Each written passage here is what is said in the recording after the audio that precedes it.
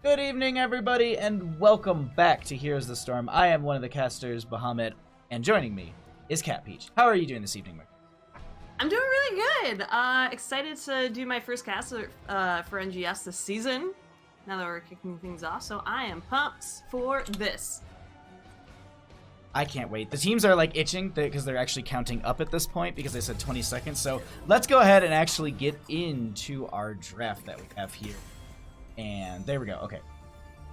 Second there, but we got a game, Cat Peach, and we got literally into the draft and then instantaneously I was like, well, we should probably talk about the map bans. The coin flip was won by the members of NUES, and they banned out Battlefield of Eternity. Infernal Shrines was banned out by gillyShark, and Tomb of Spider Queen is our map number 1. Get into this draft for Tomb of Spider Queen. Do you think that we see the Samuro ban, Cat Peach? If I was expecting to see it, I'm actually surprised that it hasn't shown up yet, and I'm actually curious. NUES, I believe, is a newer team, and so they don't know! Or they're not scared. It's one of the two. And there he is, our strong Orc Boy. Orc Boy is going to be saying hello for this matchup. Yes, I like this. I absolutely like this. Because this is a gillyShark standard. I mean, if they can get the Samuro, they're going to take it. And it has some stupid, like, 80% plus win rate. So, yeah, like, that's probably a good idea. Is what it broken? Apparently, is stream broken? Doesn't look like we're dropping any. Okay.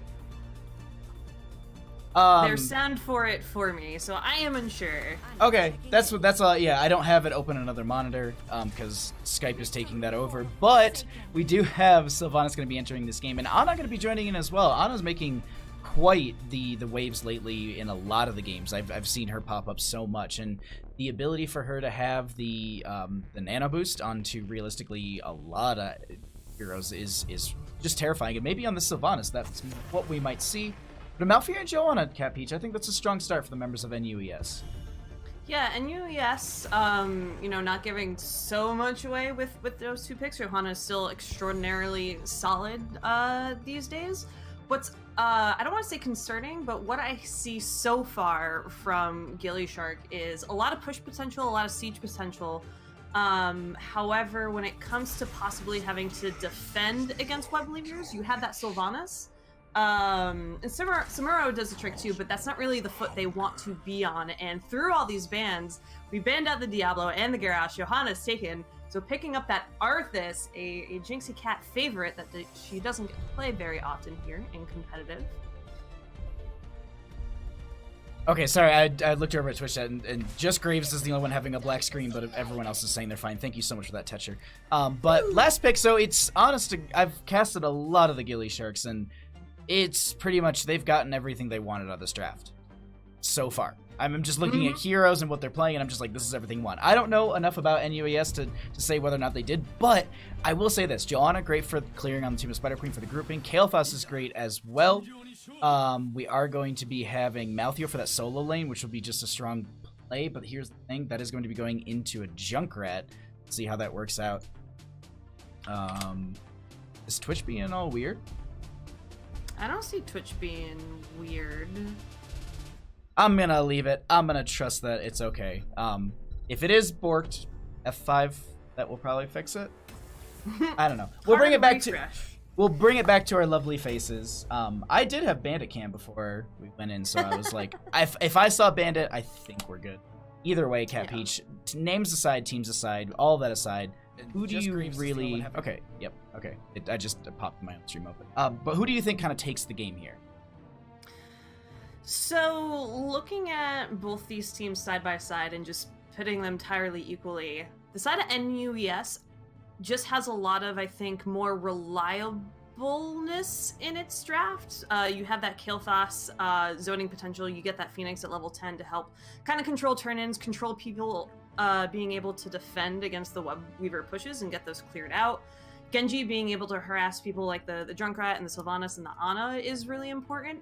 But on the side of gillyShark, and this is just from knowing them, they, like you mentioned, have so many of the things that they love to play. And I think it's really going to come down to, can Chess Looter and can Kagekiri on both their respective heroes really put out the damage needed to kind of swing these fights, where we know that Stark on that Samuro really likes to be pushing in a different lane and only really necessarily coming into team fights when absolutely critical, but for the most part splits off a little bit. So I think it depends on how a lot of that dynamic goes as well.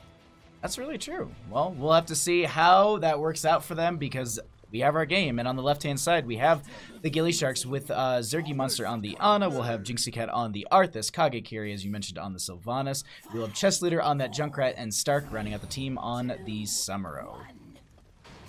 And over in the red, on that Kael'thas, we have Chaotic Order.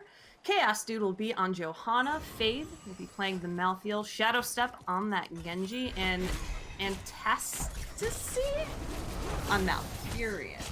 I think you did that way better than I actually probably would have. But we we are kind of the kings and queens of mispronouncing names. So. Philomeneshal? Yes. Yeah. But that is absolutely the best. But we do have that Malthael going down into that bottom lane. And that is going to be the rotations beginning between the top two lanes. And actually, we have Stark already diving down into Fade, doing a little bit of damage, but not going to be getting any sort of kill just yet. And they're actually playing into them pretty aggressive as well. But Cat Peach, the big plays, I think, are going to be happening between this mid and top rotation, where we're looking for those gems, as well as quite a few of those questing talents, specifically that Unfurling Shadow on the Sylvanas for Kagekiri. Yeah, I'm really curious to see how that stacks over time, and really how much damage output Sylvanas will be able to put into these matchups. And at the very least, it's, again, one of those great tools to prevent your opponents from turning in, but really getting that stacked as much as possible is really key in making sure that Sylvanas turns into that burst hero that she's kind of been reworked to be in. So this is actually the first kind of competitive Sylvanas I have gotten to see as well. So really interested to see how Kagekiri shows off her not so recent rework, but one that is finally getting the likes of League play now. That is the big thing too, is the late game potential that can come out from her. And speaking of late game as well, we actually have Mana Addict at level 1 for that Kael'thas, so that is an uncapped quest, and these rotations on a map like this, where you are going to be able to get consistent regen globes, maybe even steal the enemy side, is a big benefit for Chaotic Order. And you're going to see them they're going for those wave clears as best they can. They don't want to step up too far here, because they don't want to be feeding into Jinxie Cat's level 1 Frost presence as well, making sure that she's making some of those Howling Blast connections. But we do have a bit of a brawl breaking out. Shadow Step trying to step up. They aren't going to be able to get a kill just yet, Cat Peach, and we just go back into our rotations. Yeah, and I've been keeping an eye on Shadow Step. It's really going to be interesting for Genji.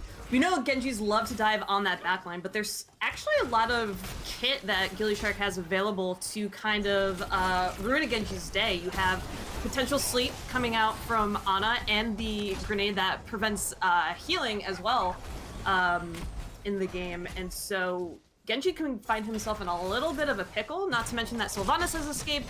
Junkrat also has escaped if they use the landmine, or concussion mine, sorry, effectively. So it's not going to be the easiest time in the world for Shadow Step to be able to get in there and get those kills like they're hoping for. I think that's actually a really good point to make, is that the ability to actually go in and get into that backline for that dive, and the displacement and the control that they have, it works out for them very well. Did see Stark getting pushed in a little bit in this bottom lane by Fade, so definitely that Malthael not really too worried about that Samuro, and they're gonna be having to hearth back, but no mana bar means they can heal up a little bit quicker here, and we do have tournament availability for NUES. See what they're going to be able to do with that, as they're going to rotate down. They're going for the Siege Giants. Maybe they go for... They're trying to maybe pick off the Jinxie Cat? Trying to figure out what their play was there, but they just rotate back in the mid. You can't kill off an Arthas. Arthas, like, surprisingly just lives a little bit longer than you intend, so I think Arthas was just fine. You got those roots also to kind of lock targets in place if they attempt, but it could be a very appetizing pick if you are NUES to try to at least get those gems out of the pocket of gillyShark. They're trying to get the gems out of their own pockets, as they only need 2 more turned in, and as we can already see in this game, that can be between quite a few of the members. A bit of a brawl breaking out in this mid lane, No one gonna be no one really. It's just the two tanks taking some damage, and they're just like, all right, cool, that's it. We've padded some stats here, making sure that we're taking in the correct numbers. But that will be first web weavers in favor for NUES, and gillyShark steps up to protect their top lane, as this is typically the lane that we see the boss and the web weaver double up. Cat Peach, what kind of siege potential can we expect here? I mean, with Malthael being able to harass anyone on the front line, trying to be the first responders to this defense, possibly seeing an Arthas get chunked out there, but for the most part on gillyShark, I do believe they should be able to clear this relatively easy. They are splitting off, keeping 2, and they might actually get a kill doing this as well, dropping level gems on the side of NUES, so that's a little bit of an incentive for them in a push that really isn't in their favor. So good job being able to capitalize and find that pick. And that was our first kill of the game as well, and that will be just, that last little bit of just damage. That was well done. This is going to be bottom lane pushed in quite a bit here. They're not going to be able to de-push this or handle too well. They're just trying to kind of spread them out and not allow them to kind of clump up and get the pressure that they're looking for. Shadow Step's going to come down here as well, maybe looking for an engage. I'm just going to be able to dive onto Kage and get a little bit of damage. Mid lane was cleared out as well, not going to be taking much, and top lane, same kind of situation as me. Overall, not the biggest siege out of this, but it is kind of the start of this kind of map where you are going to be having a lot of that slow roll. Yeah, and gillyShark looking for the turn-in, and with the focus on the Bruiser cam, NUES should be letting this through. So they weren't able to capitalize too much on their own web weaver push. I'm curious to see if gillyShark can push a little bit more, which they should be able to with that trait value coming in with Sylvanas being able to turn off the towers and prevent a little bit of damage from coming in to those web weavers in their lane. So they're going to focus on mid. They're going to find a fade, though, trying to defend, and again take out the Malthael, who is trying to soak, hitting level 9, potentially going to hit level 10 with this push. They're going to rotate and start helping out the top one. Samuro going to assist, actually rotating back down. Keeping an eye on mid here. Potentially looking for another pick if they can find it. I was watching minimap to see what was going on in bottom lane, and it seems like they just kind of backed off from that bottom lane clear a little bit, just let it kind of come out into the wave, really trying to take advantage of it as soon as possible. Malthael is back and in the top lane. Nice root going to be coming out here. Chaos is taking a little bit of damage. They need to make sure that they don't... Okay. Cool. We're fine. We're fine. This Joanna's going to be able to tap the well. Okay. Everything's okay. It's just, I'm going to be sleeping right in front of this giant web weaver, but that is going to be mid lane opened up a little bit. Top lane, once again, is going to be pressured up, and that is going to be just the forts going down, and I think bottom really stayed well defended, but we do have a fight breaking out here. Cat Peach, and I think they might get some kills. Tense hit now for NUES, but not committing to anything yet. Shadow Step was pretty low, so not committing to using any heroics necessarily in that fight, giving gillyShark a little bit of time to get their own. And both teams sitting at relatively the same amount of gems. gillyShark wanting to build up a little bit of pressure. Start gonna go and solo that camp as well. Jinxie getting the turn in. I think this next step is who can get a little bit more pressure. Sylvanas is trying to push back that lane up in the top, but it's about who can now force the next fight and possibly swing things, get some of those gems dropped from the opponent, get the next turn in, and hopefully capitalize on what both teams have now proceeded to open up on this map already. Do have turn-in availability very soon for the members of NUES. They only need one more gem. That's just a single minion. The rest of the members of gillyShark are going to be rotating into this bottom to try and come help out here. Alright, this is looking for a flank. It's not going to be happening just yet. This is going to be Phoenix coming out from the Kael'thas. That will also be the Tranquility from the Malfuri, just to try and keep the team alive. Jinxie Cat very low here, does pop the Army of the Undead. That is going to be Shadow Step diving forward, trying to find a kill. They aren't able to kill Jinxie Cat just yet. Joanna's the first one to go down in this engagement. Riptire goes out, fades the next target. They do get the kill, and Cat Peach, with all those kills, they can go for the turn-in and maybe a huge push. Yep, and that's exactly how they wanted that to go. It's one of those tricky situations when you're both sitting so equally that sometimes you're afraid to go in, but gillyShark allowing that Phoenix to proc, allowing that Twilight Dream to proc, so once that was not available from Malfurion, it was their opportunity to go in, Army of the Dead, keeping Jinxie Cat alive, then being able to turn the fight around, and the poison damage coming out as well from that Sylvanas, helping to get a couple picks there in that fight. So now being able to turn around, focus on this mid lane, get this fort down, and then kind of rotate elsewhere, see what else they can gain, hopefully inch their way to that 13 talent advantage. We actually see them catching Fade in this corner once again. The Howling Blast does not connect. They try and get through the wall, but it's not enough, and that is going to be Malthael taken out. Seems to be the main target consistently for the members of gillyShark. I don't know if it's just they want to they don't want that last rights to be a potential in any way situation, or they're just expecting the Malthael to always be kind of in that solo-ish position, and they're just capitalizing on it every single time. That is going to be bottom and top fork going down. Mid is open, and I think they can just rotate and go for that. Yeah, to comment more on the constant picks on the Malthael, it is one of those things that they've been able to see very consistently. Malthael going to rotate to try to soak up a little bit more experience, and especially in a situation where you're down as much experience as NUES is right now, it seems like the attractive option, but I think it's showing a little bit that NUES isn't prepared for what we all know as the Stark Samuro, being able to sneak around, get the clones onto a single target, and get those picks off. So it's been fairly easy pickings, if you will, so far on that point. That is fair to say, and that they have been able to get a few kills onto that Malthael, and now we are going to be sitting at another gem turned impossibility for the members of NUES, and they want to go for it because it also has that 13 talent tier right in there as well, and they're not too far off from that. They do get the scout onto Chaos Dude from that trap that was triggered by them. Be able to kind of poke at this for a little bit. Jinxie Cat trying to also stack up a little bit more. The rest of the team is going to be coming in on this. Junkrat is still in top lane. Shadow Step coming into the back line, trying to get into Zerkimon, so that will be the nano boost onto Kagekiri. That is going to be Shadow Step with so little health. They don't get the kill onto the Genji. Riptire is going to be finding that, though. Gems are going to be picked up by the entire team, and that will be Jinxie Cat going down. A 1-for-1 trade as Chess Leader is going to poke at this a little bit more. They still have that availability for the turn-in cap each. Yeah, 70 gems sitting there, 30 alone on that Kael'thas. But I believe there were 42 on Genji, so they were able to drop a significant amount, but I mean, they're still sitting on 41 right now in the pocket, so even when they get this turn in, it's going to be very likely that NUES can possibly get an additional turn in prepared during the next push, but they're going to back out, wait for their team to regroup, have those 5 members before attempting that turn in. And that's actually the big thing too, is it's a nice play. It's like, all right, well, we can take our time, we can get our teammates back, and we're not going to be trying to funnel in and just maybe even just like a kung fu movie, just one at a time, slowly just stagger out deaths. So grabbing the Bruiser Camp, giving a little bit of a reset.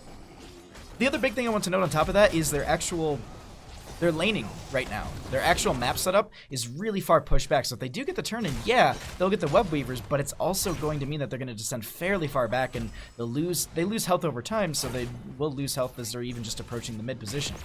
It might just be that pause they need in the fight though, Cat Peach. Yeah, for sure. I'm just looking at stack numbers right now and doing the math. Unfurling Shadows on Sylvanas sitting at 119 right now. Sorry, I'm also just looking at Boss getting picked up on the top lane, you know. So does it what? It's increased by near 60? 50%, because it's 0.5%. Yes. Per stack. So yeah, 60% additional damage on that W for Sylvanas, which is pretty huge. And again, we're talking about that burst that she kind of has now fallen into given her rework, and we're starting to see those numbers add up. I think that might be one of the highest I've personally seen, because I am terrible at lighting my Q. It is really, really like impressive to see that. We actually are showing right now that there's 29,000 hero damage coming out from that Sylvanas, the highest on their team, the highest in the game. Let me correct myself. So proper assassin these days. It just shows you can get a lot of value from that. This is going to be web weavers though coming out, and this is the unfortunate thing that I was saying about it is, yeah, you are going to get web weavers, but realistically they're just going to kind of stall out a little bit. Boss didn't get a lot of value in that top lane, as it was kind of stopped right at the front gate, but they do take that out. That will be the root going out onto Joanna. They have the following up root from the Malfurion, and it looks like everyone just kind of disengages as Jinxie is going to be chasing for another stack and maybe a little bit more. Jinxie potentially, I mean, mostly wanting the stack. I was wondering how far she was really going to go in there, but not necessarily committing, not wanting to, you know, throw a little bit. It's a little bit hard to kill a Johanna, as tempting as it might be. What do you mean? I mean, Johannas, they never die. Honestly, there are some Jonas I play with. I'm just like, please, how are you still alive? Same thing with like Varians too. It's like, how am I playing this so bad and it's just impossible to kill you? But either way, protected. No turn-in available for either team, but it is just about a wave and a little bit more. Actually, just one gem for the members of gillyShark, and we'll see what they're able to do with that. Stark is going to be scouting out quite a few members here. Just know that they're sitting in this bottom lane position. Yeah, the scouts from Stark being able to weave and bob, be pretty stealthy, seeing where the rest of the team is, being able to report that to gillyShark allows them to adjust where they position as well and try to anticipate where the team might be that has been allowing them to, you know, force these engagements a little bit, kind of play from the shadows. I'm gonna grab that camp, get a little bit of additional pressure as well. Stark on the run, Shadow Step trying to find in, but 3 clones suddenly show up. Stark is on the chase, gonna back away from that.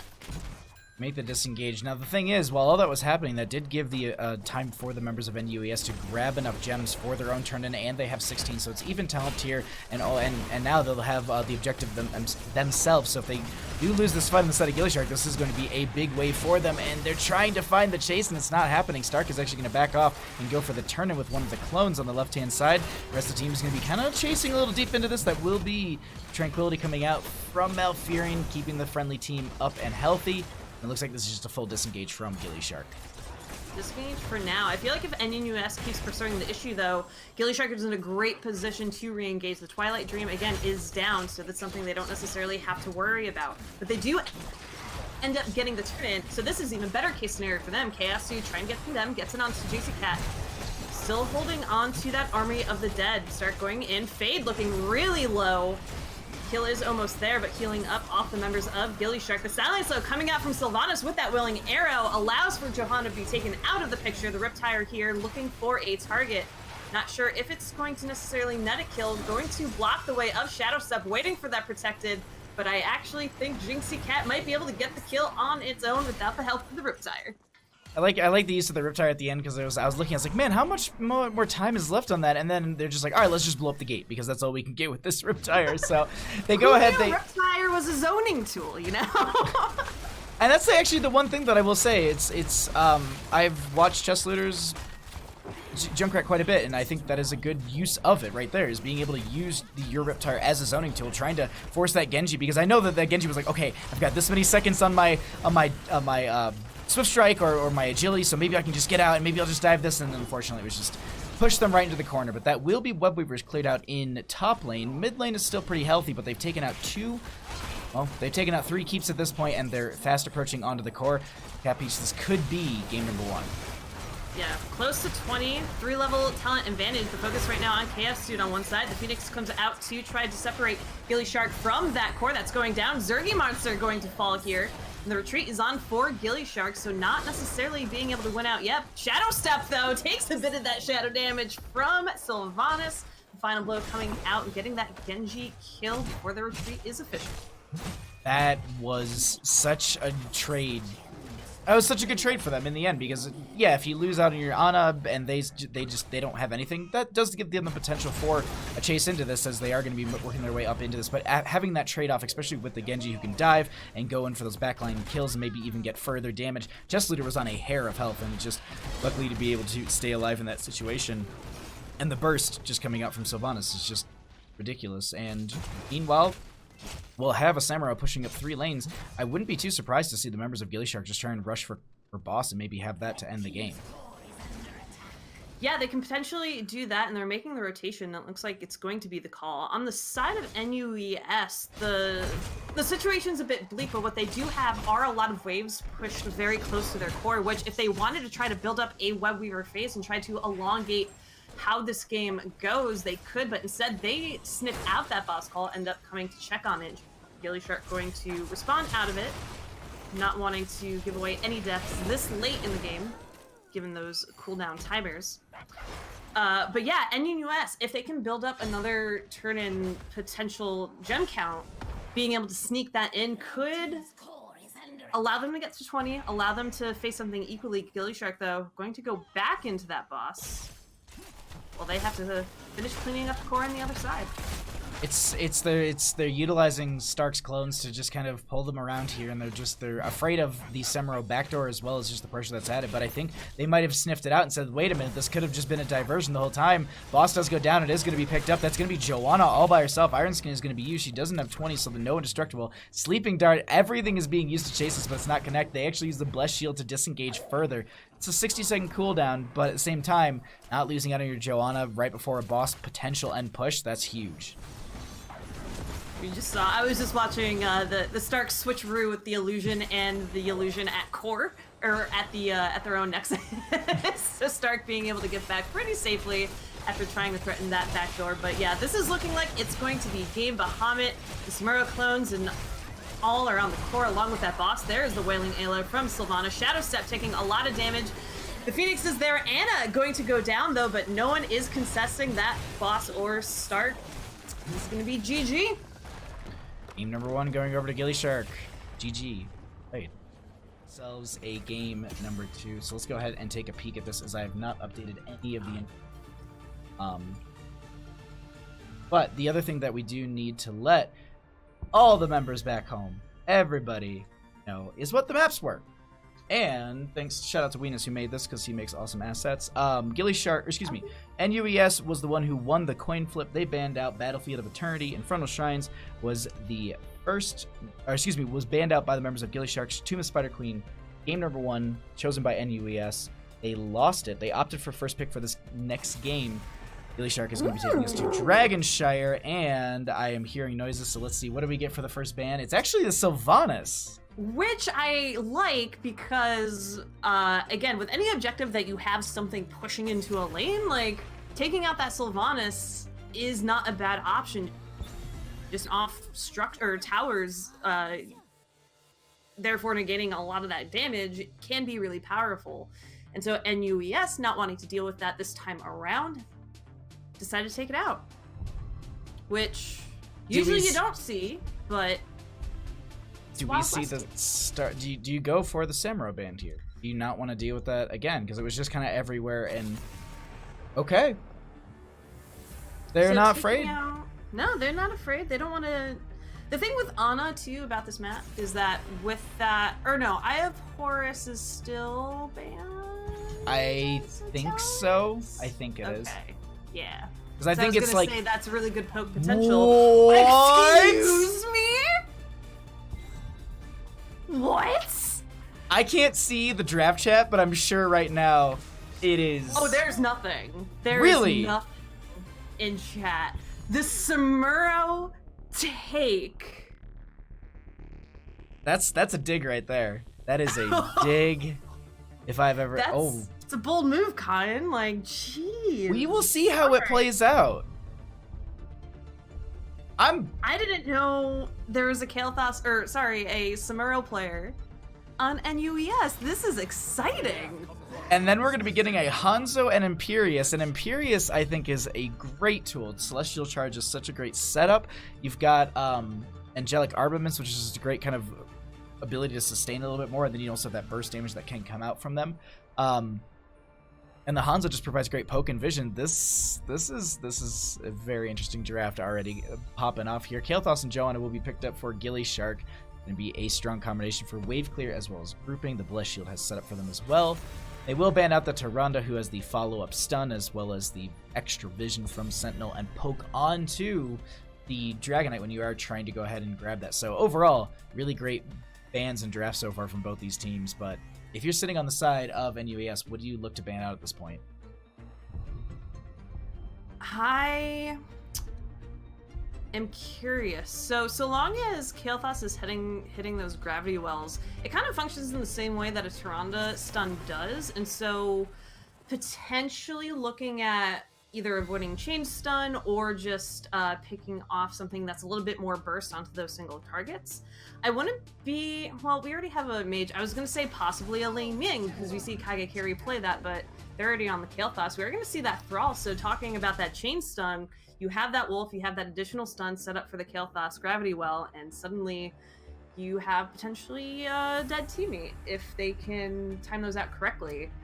Lucio, though, talking about rotations, Speedy rotations. You know, I think we're gonna see some boostio between lanes. I do like the kind of the pickup onto that thrall because it's like, all right, we can play this in the solo, or we can play something else. And so at this point, they're gonna be having a Dahaka in that solo lane, meeting Imperius' main tank, Malfurion to heal, which is very, very good. We saw the heals coming out from Malfurion in the last game, and they were very on point.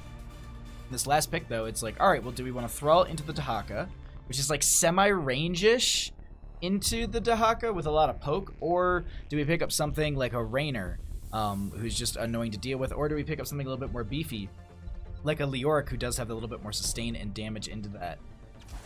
It's gonna be that Raynor. We'll see if they we'll see if they play it in the solo lane. That's the thing. I wouldn't say key, but I would say that's a big factor for this matchup, is because if you are that Dahaka player, that's going to be such a nuisance to play into a Raynor who's got an extreme amount of range from his auto attacks.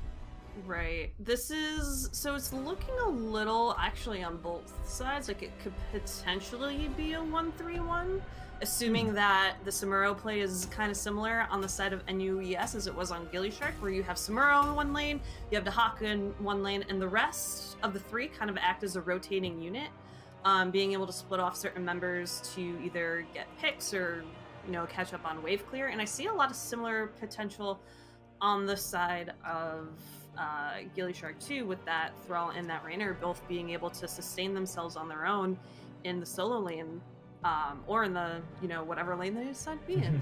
Any lane's an off lane if you try hard enough is really. I mean, yeah, you can go on an adventure with a Lily in a solo lane. It may not be a fun adventure, but you'll be there. Yeah, you could be solo lane as an Abathur, and you can be like, how did I get here? I was at the core a couple minutes ago, and then you realize you misclicked, and somehow you slugged all the way into a lane. And you know, there's options. I used to do that. I used to do that all the time when I first started playing Abathur. When I was getting out of the hat, I would always like move Abathur into the middle of the lane and then die. Be like, oh, I'm dumb. But who isn't dumb are all these teams who are playing in a very, very skilled format. So we have on the left-hand side up a game in this best of 3 series, the gillySharks with Stark on the Raynor, Zergy Monster be on the Lucio. We'll have Jinxie Cat on the Joanna. We'll have Kagekiri on the Kael'thas and Chess Leader on the Thrall. And over in the red, we do have NUES. We're going to see Chaotic Order on that Samuro. Chaos Dude will be playing Imperius. Fade on the Dahaka, Shadow Step on the Hanzo, and Antastasy on Malfurion. Go ahead and take a peek at these level 1s, as it will be the Echo the Elements for that Thrall. So going to be playing in the solo lane quite a bit. We'll see what they do here, as they are going to be having the Frostwolf for the stun, but it's not going to be enough, and they just back right out of there. So it's an interesting lane matchup at the start here, but it looks like it will just be that Thrall in the solo lane for the time being, with some rotations coming out from gillySharks. The thing that gillyShark has to look out for is they have the speed boost potential from Lucio to get those rotations, but the thing about having a Dahaka on the opposing side is that you never know when that rotation might come in with that brush stock. So that's one of those things that's really strong, particularly on Dragonshire, where Dahaka can actually grab both beacons in a very short amount of time simply because of that, as opposed to doing the full rotation across the map. So something that could come into play with those team fights comes in with the flank, follow-up damage from that Imperius or from that Hanzo, something that is a real threat here. Really good camp timings coming out from both these teams too, just making sure they get the Siege Giants already at the 1 minute mark, just diving onto that fairly quickly. Hanzo is going to be going to that simple geometry at level 1, so definitely trying to get as many of those stacks in 4-man rotation to get as much poke as possible, as well as to burn some of these camps a little bit quicker here. That will be bottom held over, well, most of it held over by gillyShark in top lane. See something break out between the two, and Kage just can be clearing out mid as Thrall has to deal with a new friend in top lane. I want to see Hanzo throwing out these scatter arrows within these shrine points, just because they get so much bounce with that kind of back wall and that third kind of smaller wall. You can somehow just chunk a lot of health from your opponents if you can kind of get it to scatter in the right way. So I don't think NUES is going to be too afraid of necessarily engaging in these tight quarters, because it gives Hanzo the ability to really shine with that damage. And they have control of both shrines here, so we have to see gillyShark. What are they going to prioritize? Will they simply defending the mid. What are they going to grab next? Chess Leader is going to go in, try to contest Fade here on that Dahaka, just kind of coming in a little bit, but most of the action seems to be down in the bottom where we got a 3v2, and NUES able to keep control of the Shred for the time being. Have the knockback coming out from Stark as they've rotated down here. Kage going to be sitting in mid to make sure that the Semiro does not get the capture onto this. It is going to actually be a lot of harassment, but they aren't able to get it just yet, and no one in top able to stop that out either. And same thing with bottom lane. gillyShark will be going down. First kill of the game, going over to NUES. And now Thrall has completed Echo of the Elements, so one quest down, one more to go for Mana Addict. that's a hard thing to do as well, is if you're just sitting in this mid lane, you're not going to be able to capitalize on that too much. And Fade doing real good work into Chess Leader here in this top lane, and this solo lane is going over fairly well for the Dahaka, and they do, I was about to say Semiro rotating up into top, but that is going to be the Sexual Impalement onto Kagekiri. I think they know, they drop the Flame Strike on the ground, and they say, I'm going to go down. They were posturing to go ahead and pick up the Dragonite, but unfortunately Zergy will grab this in bottom lane. Now this is going to be just a kind of back and forth contest as Chaos Dude has come down here with Malfurion. No, I tried twice. I could like feel my mouth not forming the word rightly, and I'm just like, this ain't happening. But gillyShark is gonna pop their Iron Skin as well. That's gonna be the knockback from Zergy Monster. Still standing on this point. Condemn gonna be out as well. That will be the blind scatter arrow going around quite a bit. Jinxie getting very low. Lucio might not be able to boost you this one, and it looks like they will be this time. That is going to be the brush shock out from the Dahaka. They get the kill onto the Imperius, but the tongue drag comes out. That is going to be Stark so low, does get killed. So a 1-for-1 Cat Peach. Yeah, so the issues with Lucio and why we tend not to see him very often is that the amount of heals that he can put out definitely are difficult to work around when you have someone that could potentially chunk you out as quickly as a Hanzo, and especially when you have Imperius helping out as well. It can get a little bit dicey. It's the same problem that Brightwing has, where it's a lot of scattered heal over time, but it's not a lot of heal like a Malfurion might have or a Tyrande might have, and so doing what they can, having the self-heal on Raynor on cooldown, a little bit unfortunate, but something that gillyShark is going to have to play around to make sure that they can keep up with these engagements and keep everyone alive. Bottom lane is going to be picked up by Chaos Dude. They do have the mid lane channel, but no one's going to be there in time. That is going to also be the oh my god, the Thrall and the Semiro in this top lane. Just pushing Chess Leader out. It's just, this is going to be such a nuisance right now. And Kagekiri isn't able to do much. Bottom lane also has another fight breaking out here, and gillyShark is going to be left alone. Zergy Monster going down in that bottom lane, and no one able to pick up the Dragonite just yet, but Stark's in mid, and they're going to be trying to do their best to actually deny this for the time being. Yeah, it gets the push off from Chaos Dude, but they're still going in. They get the Impale. The root is there, but Stark able to funnel away. Now trying to make a run for it. Channel begins from Chaos Dude. One last bit of damage. Let's see if Stark has any more potential, but no damage available. The Dragonite is going to go over to NUES, going to start pushing down this mid lane. Now sitting at level 10 too, so gillyShark going to have to be a little bit careful in the next couple of moments as they start to clean up this dragon here. Dragonite getting free reign in mid lane here. We are going to be having Chaotic Order as well as Fade in this top lane pushing out quite a bit. I just saw that he transformed with his arms a little bit, so they are going to be going to the Isolation. It's the only talent that was being held out there. Not going for the silence on the Malfurion either, looking at that Tranquility once again just to keep the team up and alive in some of these engagements. Now we have 10s for both teams. We'll see if this changes the dynamic or if they're going to be slowly kind of let out here, because a lot of the game feels like that. NUES seems to be doing a very good job of just kind of holding the lanes, not losing out much, if anything. They've overall had the most amount of kills in this game, winning out in most of the team fights, and they'll open up bottom lane a little bit more, taking out that well, and that's a huge priority. We see that on Volskaya Foundry. Make sure that you're also going to be taking out that lane sustain. Time being, Chess Leader's going to be just trying to stop the hearts of these clones. So the thing here, Johanna going down is a big loss here. At least it's not during an objective phase, but still a bit rough to deal with. Two things to point out. One, we have Sound Barrier now from Lucio. So a lot of these team fights we talked about, Lucio not being necessarily able to heal as well as other supports, now has a bit of a safety button for the rest of the members of gillyShark. And number two, I forget what number 2 is. It totally just left my brain. Back to you, Bahan. I hate that. Like, I absolutely hate that. I'm just like, all right, I got a bunch of points. There's a team fight that breaks out, and it's just like, I don't know any of my points anymore. It might come back. It'll pop in randomly, but this is going to be an objective popping up fairly soon. We have Stark taking a bit of damage. They are going to grab this camp and push it in through bottom lane. With that, yeah, I say this is exactly what you need to do. Open up the bottom and top lane as much as you can for these objective. Bless Shield going to be coming out from Jinxie Cat, trying to at least set up something here, but they don't have enough follow-up damage yet. Fade is in the bush over here.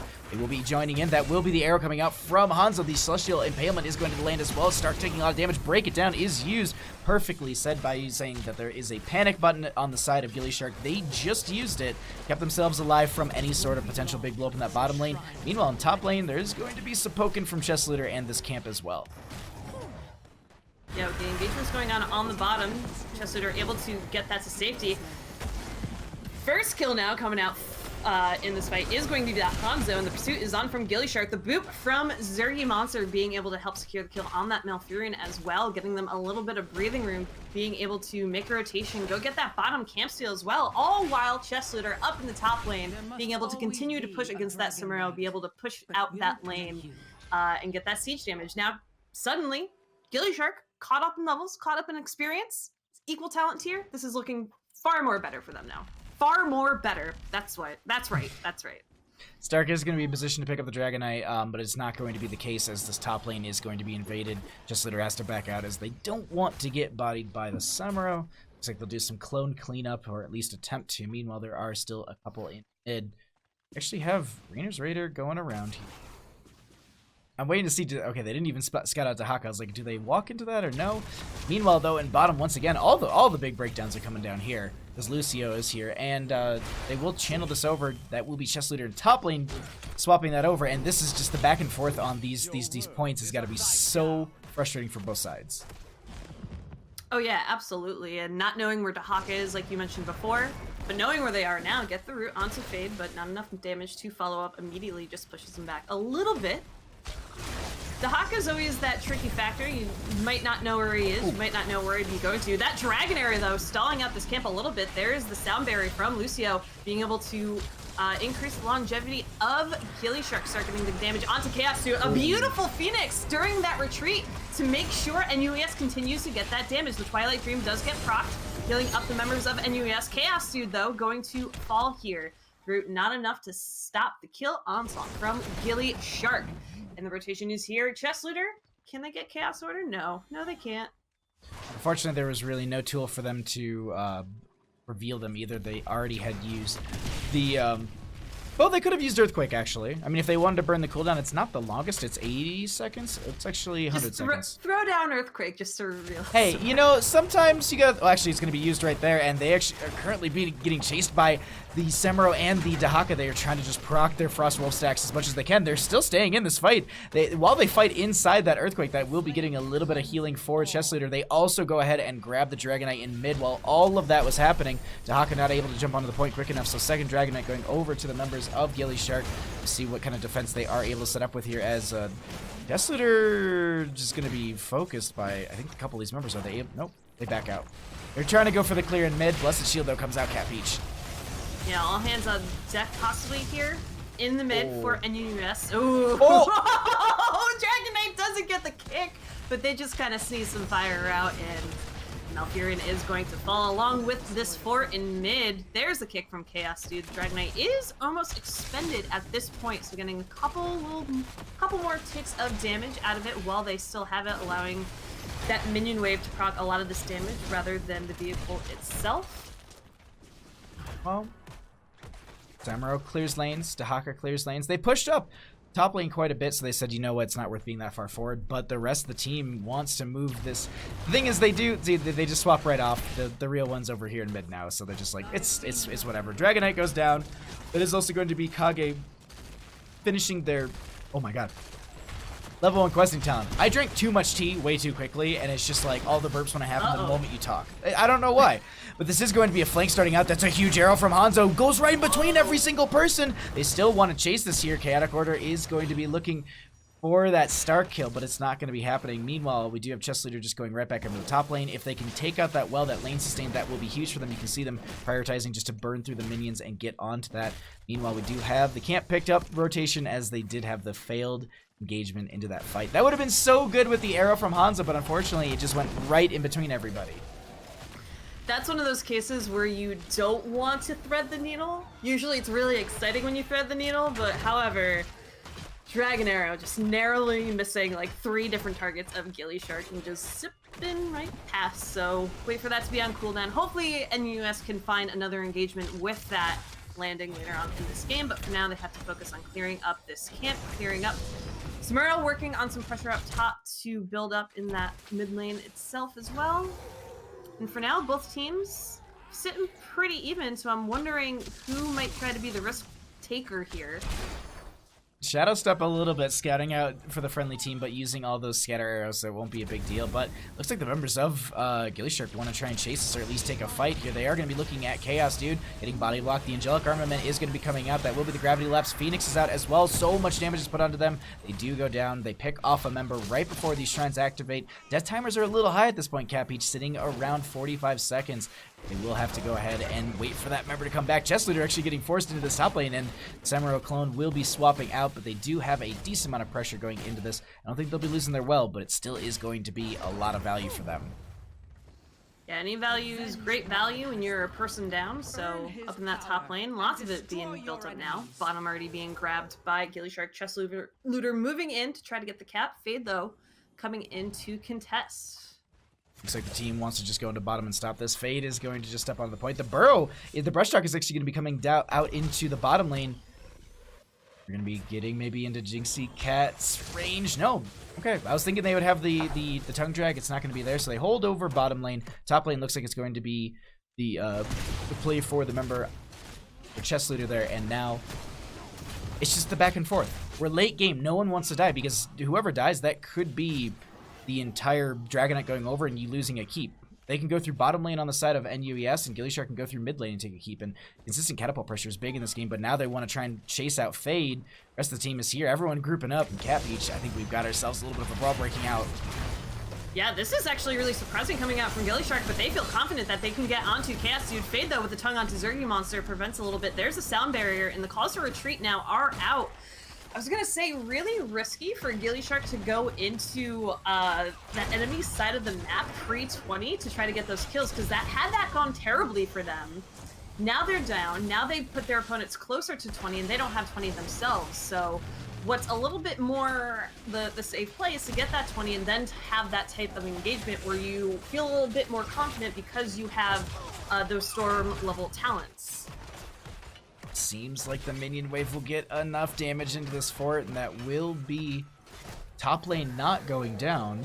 That is going to be Chaotic Order also be trying to get onto this point. Meanwhile, in mid lane, this is going to be isolation going out onto the Kael'thas. The Tongue Drag is going to be landing onto Zergy Monster. No break it down is available or used. That will be the support going out here. That is going to be Chess Leader getting impaled. That will also be Phoenix, and Jinxie Cat stepping far forward here. The rest of the team says, you know what, let's not actually engage in this. We don't have our support, but she's saying, I have my 20. I'm indestructible. I cannot die. Let's chase this. Doesn't seem like they're going to be able to get too much here. Meanwhile, they hold this over in mid, and they should be able to get their 20s before they get their Lucio back, and realistically can go into another fight. Jinxie trying to get the channel at least threaten a little bit. They lose the channel up on top, need to abandon ship on that plan for the time being. And I'm wondering, NUES, how comfortable do you feel going in and trying to get the objective now while you still have 20 seconds without the Lucio? The channel is there again from Stark on top, so available for gillyShark. Fade just kind of keeping an eye on here, but a wild Jinxie Cat found in the bushes down bottom. Chess Leader going in, takes a brunt of the damage though. Thrall is going to go down here. Going to be losing the Thunderstrike stacks as well, and Jinxie Cat I think had a Blessed Shield for maybe a little bit of defense, and unfortunately that did not connect, and so 20s are also here for the members of NUES, and Stark is going to poke at this. The knockback, the moment the tongue drag actually connected, Phoenix is going to be out from Kagekiri as well. Chaos Dude taking a lot of damage. Angelic Armament will be popped here. That will be the break it down from Lucio, trying to stay on this point. They actually knock them away. Fade is going to be chased, popping the Essence. That will be the Rainer Raider just getting some extra damage out, but this is going to potential for the Dragonite pickup here, but they say, you know what? We got some poke, and that is going to be the Celestial Impalement as well. Nice gravity lapse, and Capeach. It's a bit of a lull, but I think we're going to have another fight breaking out in a second.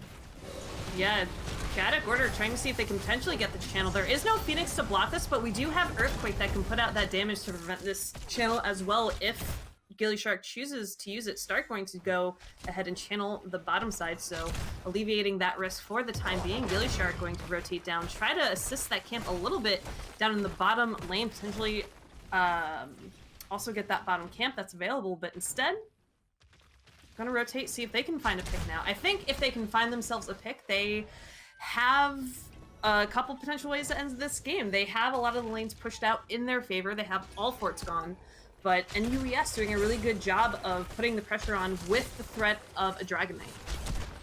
I think that's I'm so worried about this late game, but really quickly, B-Train 704, thank you so much for the raid. Welcome, everybody.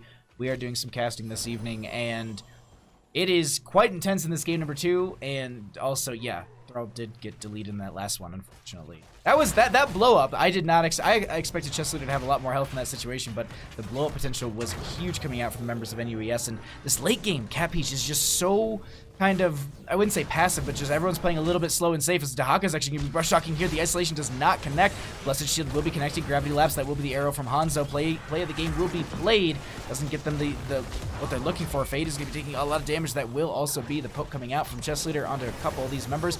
Gravity Lapse once again onto the real Samuro, and they just break off. They're going to be sending one Samuro into the top lane for the cap onto this, so they don't have to worry about this. Chaos Dude trying to find a flank here as well as Fade. This is going to be the Bless Shield coming out from the Joanna. That will be the Earthquake from Chess Leader. They get the big blow up onto Chaos Dude. They start to chase this further, as that will be one of the Samuro clones getting the cancel onto the Dragonite potential here. But still, getting that kill is huge for them, as they have 56 seconds on that main tank. They aren't able to pick up any sort of lockdown onto Fade. They'll back off here, maybe looking for the Dragonite 1, and maybe even actually a pick onto the Samuro, who's trying to just instant transmission out of here, and it's going to go to the other side, but Kage has not been able to get it, and Chaotic Order is getting chased. I was rooting for that Samuro there a little bit. Quite a bit. I wanted the juke to happen. This actually reminds me of the point that I forgot. The thing with gillyShark is that they know how Samuros think. And so, what I saw there, when I see all these clones and they're trying to bait one way or another, it's like, well, you can have that illusion swap. Oh, they get the potential pick on the Fade. There's the Phoenix to zone, and Dahaka just gonna stay there. The Dragon Arrow trying to buy a little bit more time. But the kill still is there on Dahaka. But gillyShark being able to think, alright, what is Samuro doing to try to get away? Kagekiri zoning in that bush, waiting to see some kind of glimmer of that stealthiness, or just the Samuro show in general, and they were able to get that pick. So that is just being able to really think the way that the heroes you're playing against are thinking, which is a really good play by them. But now they have this Dragon Knight, and they're pushing through mid. And Bahamut, this looks like it could be a game with not everyone on the field for NUES. They have their Samuro up in 1 second. This is going to be 30 on the Dahaka. The kick goes onto the Hanzo there. They're looking for damage onto the core. That will be breaking down from the Lucio as well. Core falling very low here. Dragonite still sitting very healthy. Lucio does go down. They don't have their support, but with the Dragonite this healthy and this much damage still available, that will be game number 2 going over to the members of gillyShark. GG. Well played. Very good play. The Samuro not being able to defeat its master of Stark this time around, but a very good showing still from NUES, especially in game number 2, where it felt a lot more even than it did in game number 1. They were fairly even a little bit ahead in certain cases, and they held onto it for the most part, but it was really that last team fight that these days makes all the difference, and gillyShark able to get out the 2-0 win here. That was a big win for them, and I also apologize because I went to go fix the co-caster command, and apparently you are a him tonight. So, well, my bad. It's a boy. Surprise! It's a boy. This is the worst gender reveal party ever. There's my cake. Oh my god. Let's jump up. There was an Onion article that was like, wife reveals baby to husband by gender reveal bus that just like runs him over or something. It was worded way better, but it was just very funny. Anyway, sorry. No, you're fine. Let's jump up to lobby 1 as we will have a main tank enter. Boom.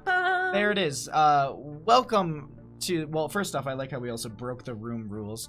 We have 3 people in a 2-person room, but we are going to be joined by Jinxie Cat at this time. Welcome. Hi, everybody. Well, congratulations on your win. How are you feeling after that 2-0? I'm not sure why people keep banning Samuro against us, because it's quite clearly beatable. Every game starts off, he's like, I guess I'll play Samuro. You know, he's a bad hero, right? We all laugh, and then everybody bans it against us. And then he's got to play meta champions like Raynor. What were comms like when the Samuro came out in game 2 from NUES? Well, we were hovering it, and we're like, okay, so we want the Samuro, we want this and this, and then it came out, and we were like, and I think Stark was like, ew, it's that skin. And then we were like, okay, and he's like, well, I guess I have to start telling you my counters, and he's like, so go this talent, and this talent. We're like, and yeah, it's kind of like in that dead league. Oof. When pro players would pick their favorite hero, would get it picked against them, and then the casters would be like, why are you picking that against this person? He knows all the counters. Yeah, that's one of those very interesting choices that someone And actually, on that same note, because let's actually talk about that a little bit. When you have a Samuro player in your team, and there was actually, Cat Peach pointed out perfectly, there was that moment when you were all chasing a Samuro, there was groups on the left side of the Dragonite, and then it basically double backed when it was doing the instant transmission, if you will. And then Kage basically just walked around the corner, and then also Zergy had the boostio. Was that something where you just like, oh, we expected this to happen, or was it like Stark just like, if I was Samuro, I'd do this? Like, because is that an interesting play, like where they were just like, yeah, like that's how you that's how you chase it. Yeah, that's pretty much how you chase it. It's kind of things that we've seen Stark bug out when he sometimes dies. It's just, there's also kind of like an animation where he switches, and we were actually able to catch where he was going, but Kage was prepared because we know that the way that we play it is attack the hero until they're dead and then run away. And where do you run away to? Your own base. Yeah. It was really well played from both sides, but you continue to be the Samuro Kings. Cat Peach, any... It was super exciting because we were just like, oh! They did it! This has never happened before! I think I too grasped my pearls and was like, my golly! I asked Cat Peach like right away, and I was like, is draft chat popping off? And she's like, no one said anything. I'm like, I'm disappointed.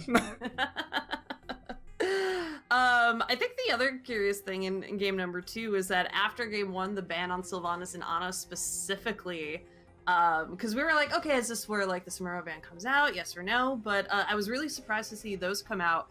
Is Sylvanas a real champ now? Is she to be threatened? Or is Kage Kiri just one of those people that knows how to exploit her very well?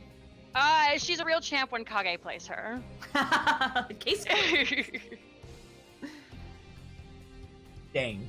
Just dang on that. Yeah, I mean, I love my team. They're so great, and it's we get excited when people start banning our champions because we're like, oh, now I get to show them this.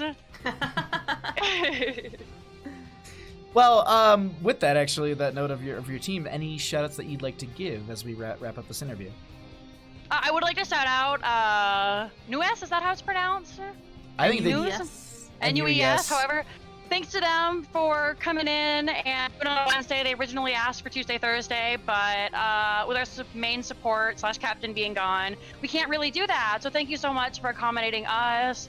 Shout out to the goddess and the queen, Gillyweed, always. My team, who's amazing. Your boy Tetcher, who hung out to watch us play because I was like super nervous about today. Aww. Let's see. Shout out to number 2 who got last righted in game number 1. We poured one out for him. I think that about covers it up. If I didn't say anything to anyone, I'm sorry.